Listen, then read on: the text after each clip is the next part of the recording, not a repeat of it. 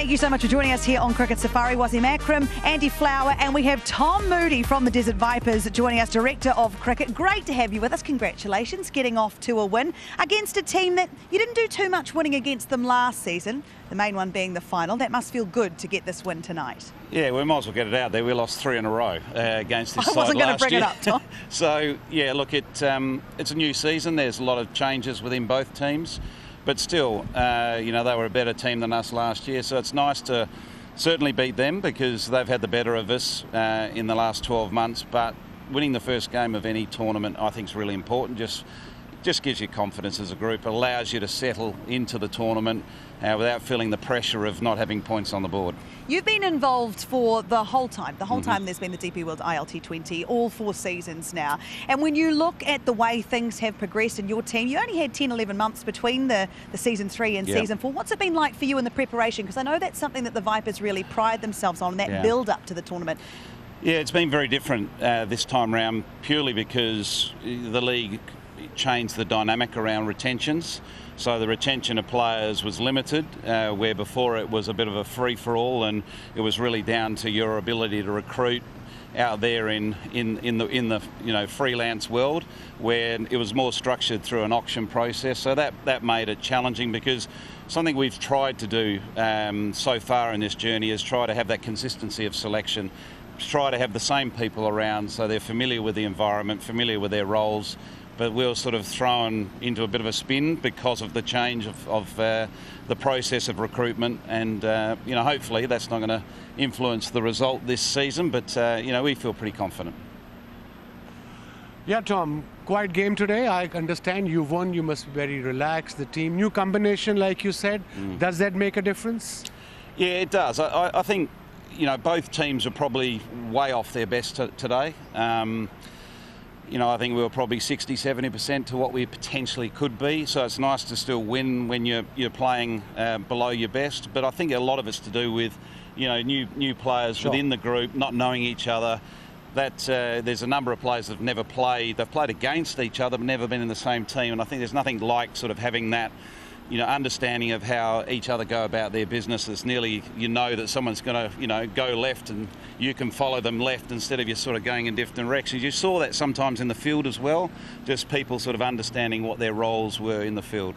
Well, speaking of in the field, you guys started off with a hiss and a roar. You won the toss, you put them into bat. And Andy, what did you make of the Vipers' performance on the ground? Their fielding was quite something. Well, they took some excellent catches, didn't they? I know Sam Curran botched one at mid-off going back over his head. But up until that point, they'd taken a few outstanding catches. Arvind here, just about where we're standing here, actually, took a brilliant catch with 2 other fielders closing in on him. Sam Curran himself, that great return catch.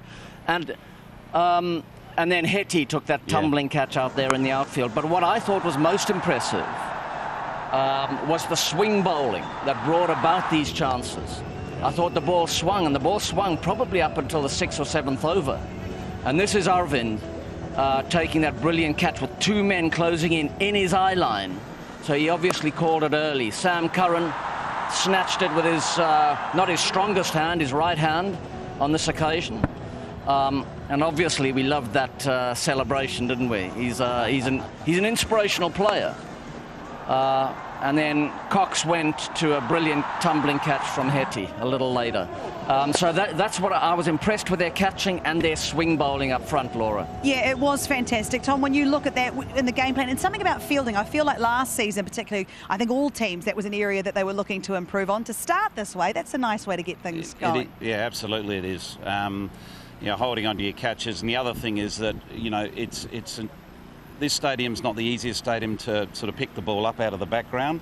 So those outfield catches are always a bit of a challenge. So it's nice to have a near-on clean sheet when it comes to that. And the other thing is that just because of the international scheduling, you don't tend to have the players for a long time in the build-up for the first game. So when you're trying to nail down sort of a few things around the fielding and about, players fielding in certain positions, having certain roles, that's still very much in its infant stages for us, and it will be for every team coming into the start of this tournament. So hopefully by game 2 and 3, we'll have that down down pat will be well and truly on top of over rate.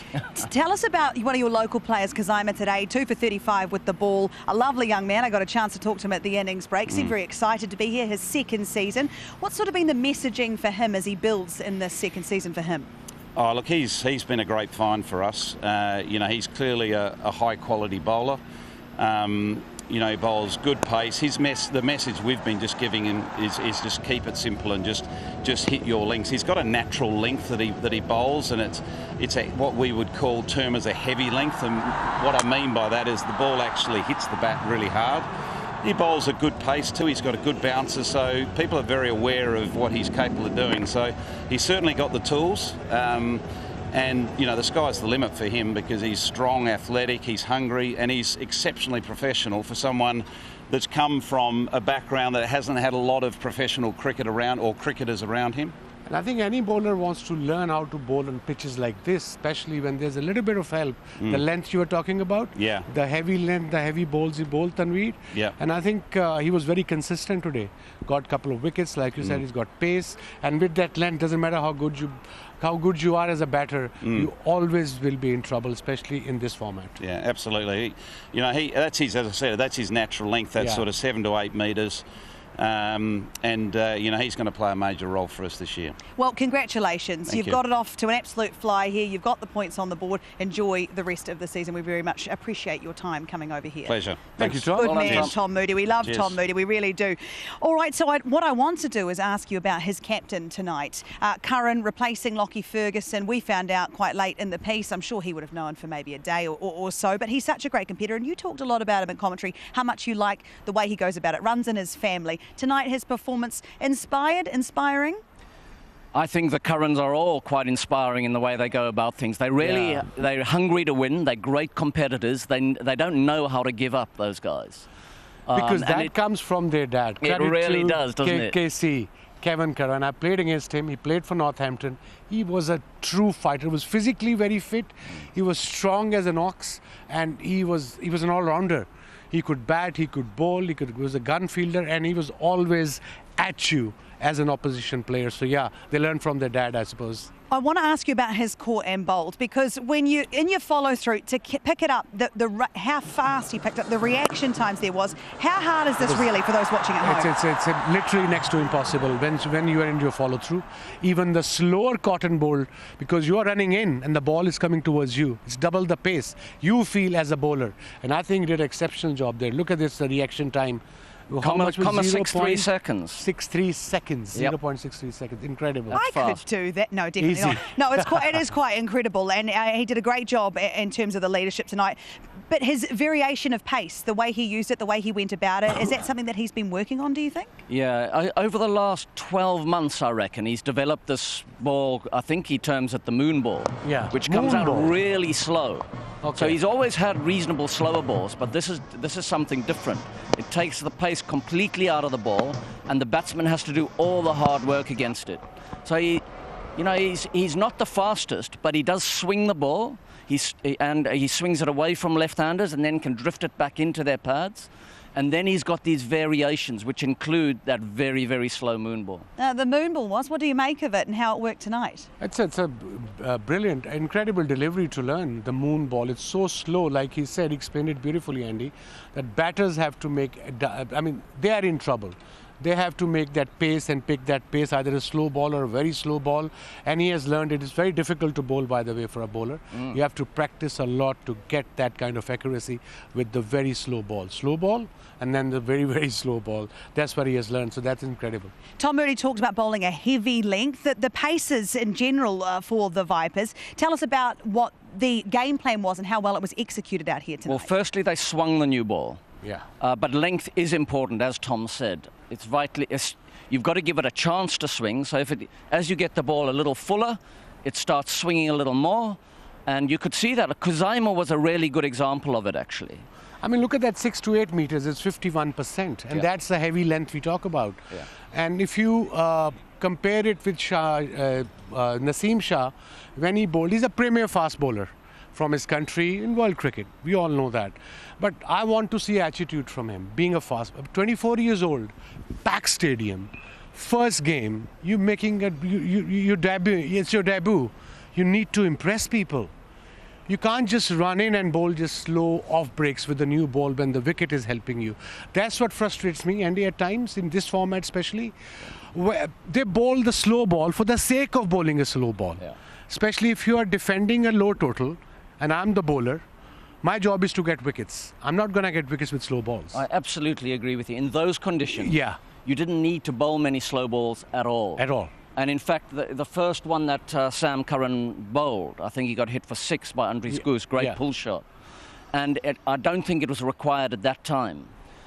So using the swinging ball, using the seam, absolutely they did that brilliantly today. Khuzaima did it particularly well. He got the outswinger to get Cheyenne out, he got the leading edge. And then he got the one that came back at Rovman Powell and bowled him through the inside edge, or past the inside edge of the bat. So that was a great example of very skillful bowling and moving the ball both ways on a good length. So the Vipers have taken the spoils. They've got the points, first of all, here at the DP World ILT20 Season 4. But what of the Capitals? Their title defence did not start the way I'm sure they would have envisaged. So would you say it was great bowling, or was it poor batting at times from the Capitals? To be honest, it was quite a dull game. All right, okay. I mean, even Tom, even Andy and even Tom was saying, yes, first game, they were rusty, new combinations. And I thought it'll be a, pack house, should be a close game. It wasn't a close game. Well done to Desert Vipers. But I think things are going to get better from here. New combination, new teams, and it happens. An interesting point for the Vipers is they've had Sam Billings as captain of this side for the last few years. And he's gone off to another competition further south. He's been an outstanding captain for them. He's led other franchise teams outstandingly well. He did it here. He's a captain that drives his team quite hard. They've got to settle into a new leader here under Dasun Shanaka, who's a really good cricketer himself. But they might lose some of that outstanding experienced leadership from Sam Billings. Well, we are so lucky to have you joining us for the first time tonight, Andy. I think you've had a great debut. Would you agree? Great debut with I had us a great on day. commentary? I'll take that, thank you. Yeah, lots of smiles, which we like to see from you, Andy. We're going to go and let you go and get on the bus and head back to the hotel whilst you're staying with me. We're going to take a short break. You stay with us too, because we have plenty more coming up for you after the break.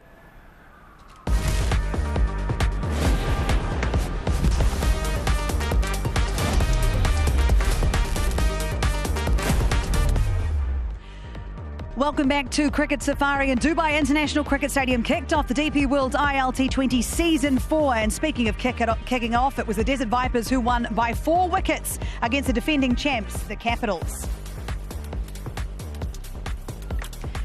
Joining Was and I is Darren Gangan now. And Darren, what did you make of tonight's first up game? Was just described it as a little bit dull. Well, I would say if you're a Vipers fan, you'll be happy because you've had to wait 2 years for a victory against this opposition, the Capitals.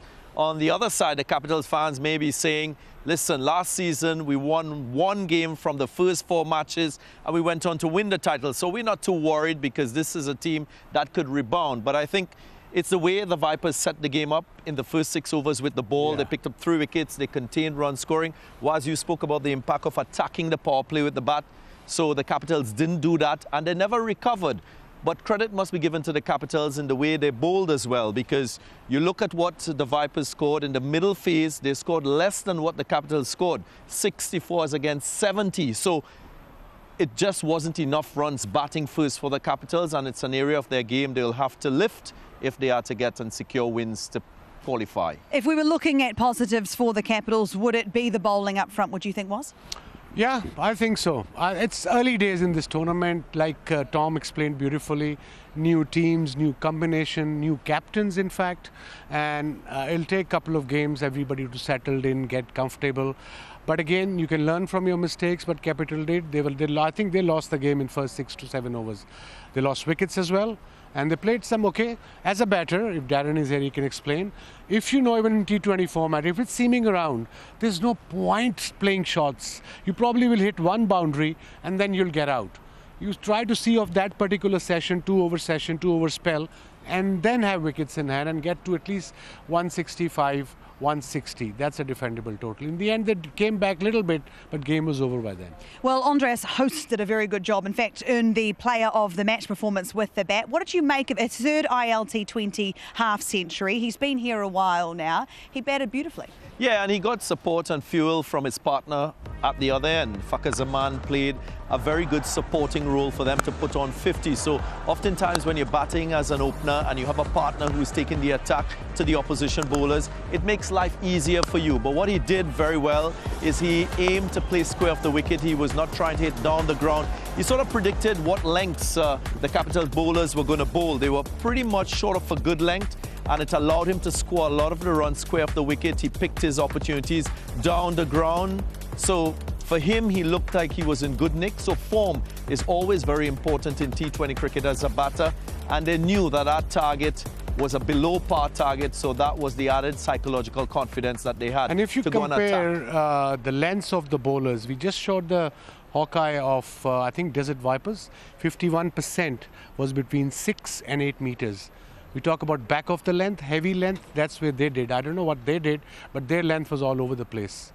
I'm talking about the Capitals bowling when they came out to defend. So Andries Gous, we've seen him a bit in the past. He's from an associate nation, plays for the USA, and you've seen his growth within the game, and he's actually quite a sought-after player now around the world at lots of different tournaments. What makes him so good? What we saw tonight? Yeah, I think he is versatile too. He can bat in the middle. He provides that added role as a wicketkeeper. He can play fast bowling well. He's a good player against spin. So when you have that balance in your game, it gives you added opportunity for you to score.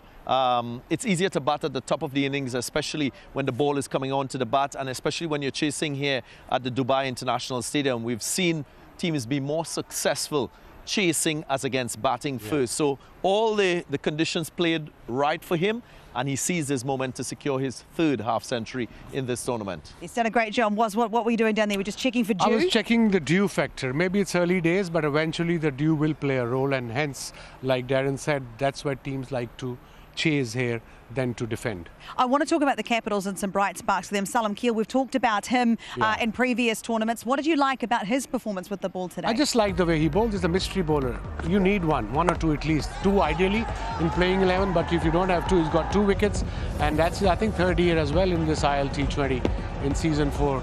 He's got the varieties, the variation we talk about as a left arm leg spinner, the googly, and of course the straighter one as well. Beautifully bowled. So he bowls well. He's a wicket taker bowler like Noor from the other team. And when you're facing him, actually, let me rephrase that. How do you take him on? Well, as a right-hander, you would know that he bowls majority of his deliveries going across you with that googly. So you got to play for that more often than not. The other thing is, he very rarely bowls a short of a length delivery. So there's little value in you going deep in your crease looking to play square. So I would say stand beside, look to hit the ball through the offside with the angle, make him come closer to you so you can pick him off to the leg. But it's very important, we were talking about it on air. If you can pick his variation from the hand, it gives you more time as a batter to make your decision in terms of what option you're going to choose to score. And then you can use your feet too. If you're a lefty, especially with the ball angling into you, it's low risk and it puts more pressure on the bowler to make sometimes you pick a line as well. If you can't read it, you pick a line. If he's bowling middle, just middle leg, that means they'll be googly. They'll go away from you as a right-hander. If he's gone outside off stump, it means it's going to come into you. So these things you have to pick up as well if you can't read them. The other thing too is we haven't seen a lot of reverse sweeps, especially as a right-hander to Salam Keel. That's another stroke you can counter a bowler like him and put him under pressure. Okay, so I'll flip it back on you. How would you bowl to Rovman Powell? Another bright spark for the Capitals tonight with bat in hand. The crowd loved it. Depends what sort of situation it is. He bats at number 5, number 6, and obviously he comes in, most of the time, 14th, 15th over. It'll be tough to bowl at him. I can promise you that. He's a very dangerous player. I mean, he played some exceptional innings in the past, and today he's got 40 of only 22 deliveries. I mean, I don't know how to bowl at him. I'll try a couple of bounces, obviously run-of-the-mill stuff. One a yorker, maybe a slow ball. But I'll take a chance against a bowler. I might get hit against a batter. I might get hit for 6s. I might get him out as well. You got to take a chance. You can't be on a back foot. Well, you got to take a chance against a batter like Rovman Powell, and he was good tonight, wasn't he? Great to see him get a bit of a start. Very good to see him score runs consistently once more. He's worked hard on his game. he had that chink in his armor where he struggled against wrist spin earlier in his career. He has countered that now, so he's quite dominant against that style of bowler. But against medium pace fast bowlers, he loves the ball coming on. He hails from Jamaica, so can play that muscular stroke square of the wicket and also down the ground. So when he's in form, he's very, very dangerous. Just changing the subject, I was in your part of the world about 3 weeks ago. I was in Dominica. Spent goodness. 4 days there. Right, so that's Beautiful another, island. that's the nature isle. Just of the remember Caribbean. It was the nature island. It's called the nature the Garden of Caribbean. Am I right? It was correct. lush. It was stunning. Yes. Well, Must go again, there. thanks for the invite. We all could have come. Would have been lovely. And we're sorry you couldn't be here with us tonight because despite the game maybe not being as exciting, according to Wazim Akram, the opening ceremony certainly was. It really was spectacular. They did a great job. All the dignitaries out there, the fireworks, what a show. And then obviously the performance as well. The crowd just loved it, didn't they? They did. It was a packed house. Ali Zafar showed his very best with his entertainment. It really aroused everyone to usher in match number 1 in season 4 DP World ILT20. And it set the stage for this tournament because 34 matches in 34 days. It's only going to get better. And I'm sure we will see a deserving champion at the end of that journey. We always do. We always do. I know you were particularly impressed with that light show we saw, was I I think. really was actually. I enjoyed it. First time I enjoyed any opening ceremony, and the whole crowd did as well. Because one of my favorites, Ali Zafar, was there. Like Darren said, he was phenomenal. The fireworks were, greater as well, and everything was perfect. Pack house. When we walked in at 4 o'clock, it was packed.